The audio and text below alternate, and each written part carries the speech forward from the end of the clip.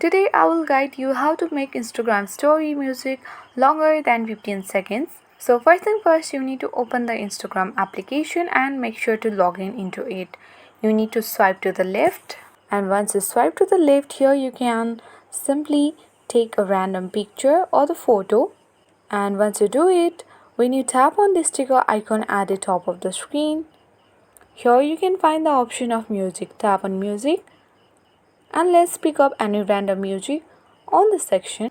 So when you select the random music of your choice, here you can see at the bottom left a small circle with a number 15. You can tap on it and make a change in this duration of this clip. So for now, let's tap on 10 seconds and tap on done. So here you can see that the music has set to 10 seconds.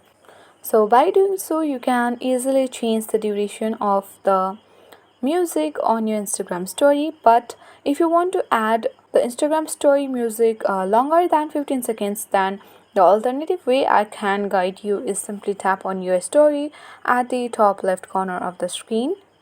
Here you can simply select any video that must be 15 seconds than more. So here I have already selected a video that is more than 15 seconds. After that, let's tap on the music icon at the top of the screen and let's choose a music here.